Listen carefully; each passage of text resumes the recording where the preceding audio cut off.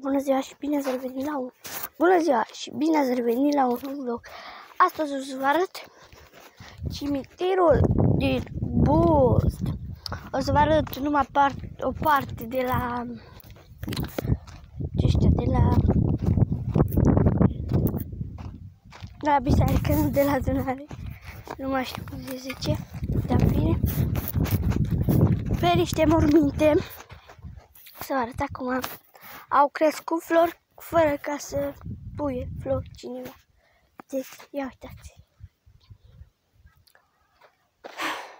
Ia uitați ce de flori a crescut pe mormântul acesta. Și singure. Aici se odihnește un domnul Savu Petruța, mama lui Paula. Aici Savu Petru, tatăl lui Paula. Și acolo este mica Zinove, așa spun eu, Savu Zenovia. Dumnezeu să o odihnească. Uitați ce floare frumoasă, vă dați cu seamă, uitați. Și pe alte morminte chiar a mai crescut, uitați. Uitați, și pe din afară. Uitați acolo. Aici odihnește un domnul Cercea Nicolae. Aici cred că e tatăl lui Paula, nu știu. Că nu m-am interesat. Aici nu știu cine este. Fix acolo. Aici este un om. Savu Ion îl cheamă. Aici se vede. Aceasta este poză. Aici este un biet copilaș. Îl chema Țiglaru Marian Cornelu. Ca acesta este copilul acela sărac. Dumnezeu să-l odihnească în pace. Acesta era verișorul sau unchiul lui Maria. Vedeți? Dumnezeu să-l odihnească în pace. Uitați și lui. Ia. Da. Sărac. Au! Sunt schimbi. Aici sunt doi oameni și cred că le cunosc, vedeți? Acestea sunt... nu știu unde-i numele. Nascu Iuliana...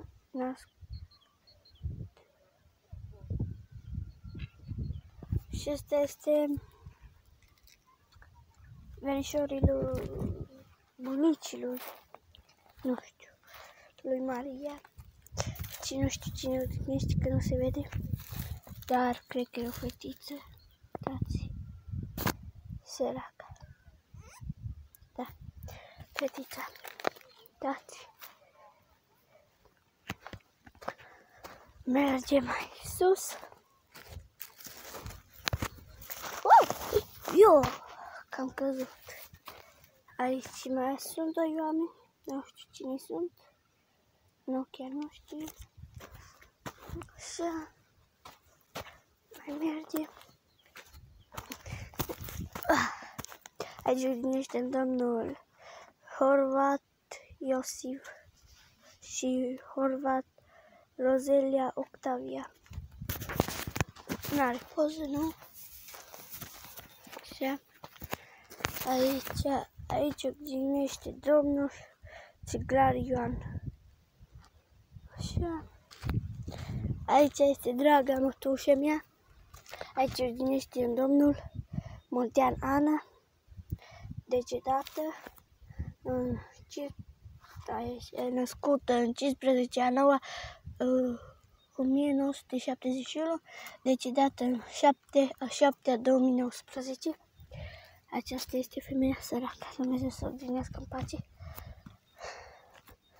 Uitați, copiii ei au avut mare grijă de ea. Uitați ce are pe ea. Săracă. Aici este Rafa Constantina. Aici este tot ceva de genul mătușe. Aici nu știu cine este. Nu știu când până la chestiile astea de pe ea. Acolo vedem. Aici este stângă Iosif cu stângă Ana. Acesta este bunicii lui Darius. Să mergem în partea cealaltă. Vedeți cimitirul de unde v-am arătat până unde v-am arătat și acum o să mai mergem ca să mai vedem. Vedeți oamenii așa.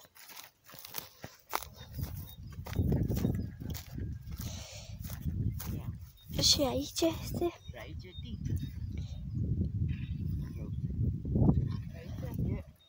Acesta este oamenii ridicați de copii. Rafa Iacob acolo, nu știu. TikTok, vlog, taci! Ce?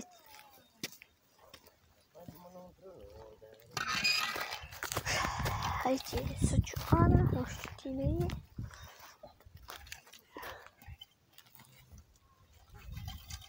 Cifra și Mariana. Aici sunt străbunicii mei. Băiam foarte normal de spirit. Aici este Slava Ana și Slava Ilie. Vrem să se gândească, să mai mergem.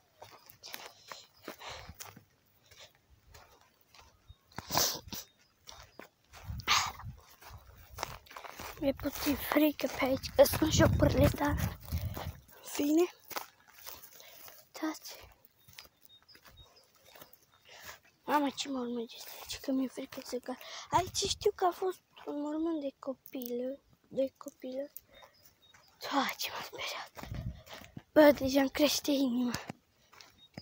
Mihai, ce știu Mihai? Bă, nu cred. Băi, când a venit n-a fost așa. N-a fost apă. Și florile nu erau așa. Erau în picioare. Bă, bate inima ca la șaurec. Dacă se scală unul și mi-a de gât. Și am pe telefon morții. Bă, că mi s-a făcut inima ca la șarpe.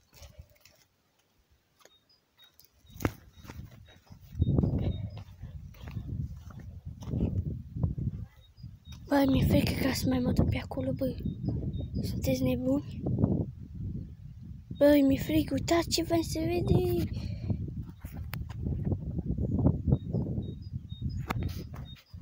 Băi, oare să mă duc, ce spuneți? Mi-e frică, bă. Hai, fără frică, nu mai are ce să-mi facă.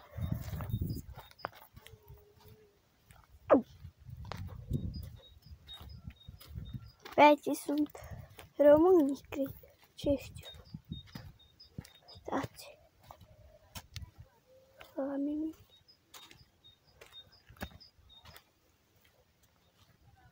Băi, mă duc mai încet pentru că mi-e frică, bă.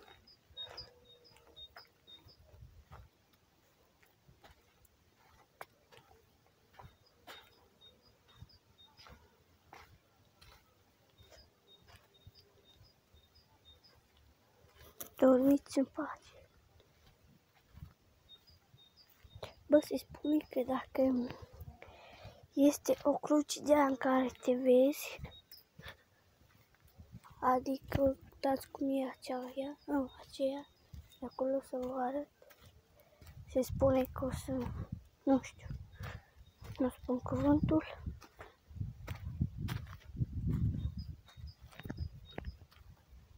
Băi, mi-e frică să mă duc. Ești nebun. Băi, cine e aici? Nu știu. Coborâm.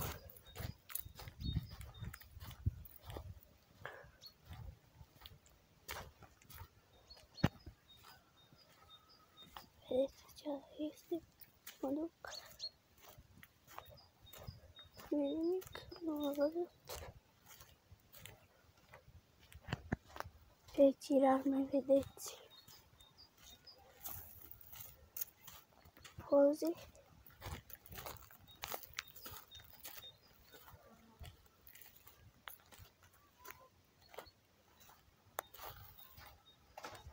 Aici se spune că nu este pământ peste acestea. Oamenii aceștia ne cunosc. Cum vedeți, o să mă duc mai jos, vă arăt ceva. Deci mormântul acelea. Acolo a murit o copilă în 2004, cam așa, când s-a născut și sora mea. Băi, e rupt acolo. Băi! Băi, ești nebun! Băi! S-a auzit ceva pe acolo! Bă, fugi! Mami,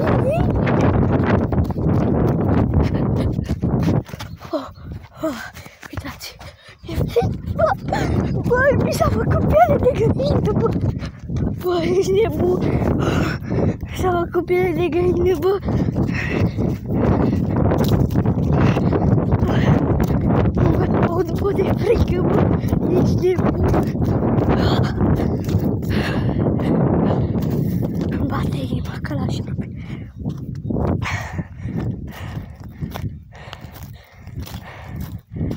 Băi, ești nebun la cap. Nu mai pot de frică.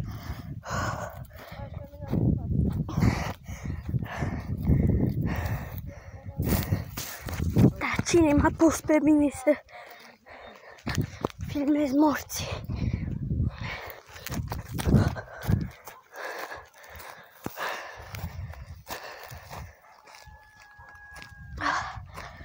Uitați, mormânt, mormânt.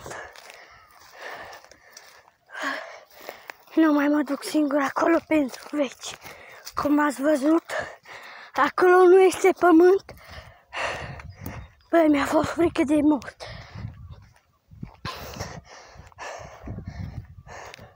Băi, că nu mai pot, bă. Ești nebun? What? Bărbatul ăsta a murit, dar femeia aceasta nu. What the fuck?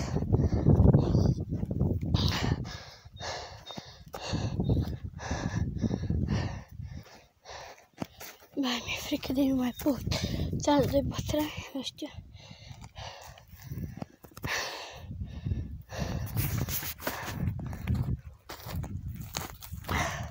Băi, era ceva ca să fiu singură în cimitir, fără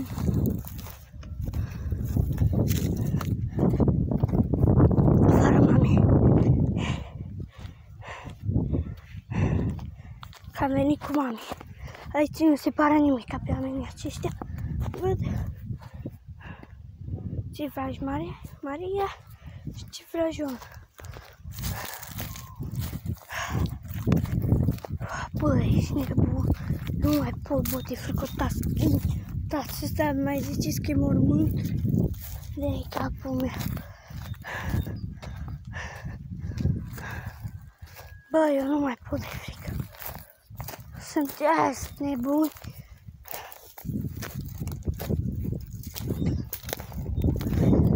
Mami, dar cine-i copila asta din poză? Ha?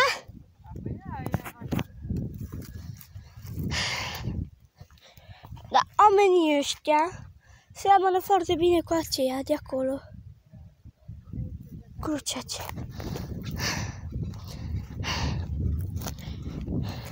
Mami, asta e mama sa lui Paula, nu? Yeah. Și asta e tata sa lui Paula? Nu, tata se ia cu mamele, De pe asta? Nu, acesta este Cercea Nicolae. Acesta este tata sa lui Paula, după cum am spus. Și acela de acolo cine-i? Ha? Cine, mami? Tata Petrică. Și Savu Petruța nu trebuia să fie tot Cercea. Nu, că n-au făcut lumea. Aha. Păi cum a spus, acesta este copilul acela? Acesta a murit în război, glumesc, nu? Bine, vă las cu Domnul în pace.